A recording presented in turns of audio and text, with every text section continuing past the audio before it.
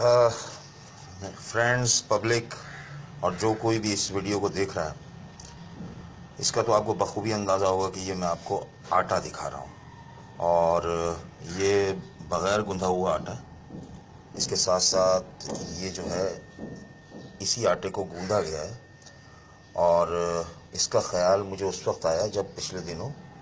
امریکہ یا غالباً انگلینڈ سے کسی خاتون نے یہ ویڈیو اپلوڈ کی تھی کہ آٹے میں ربڑ اور پلاسٹک کی ملاوٹ ہو رہی ہے، جس سے کینسر بہت تیزی سے پھیل رہا ہے۔ تو میں نے یہ سوچا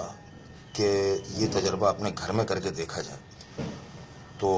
ہم لوگ لے کر آئے پیک پارلر ہے، کوئی آٹا ہے جس کا اس وقت میرے پاس ریپر تو نہیں ہے، لیکن میں محمد شاہد، رہنے والا ناظم آباد کا ہوں، باقائمی ہوش و حواس خدا اور رسول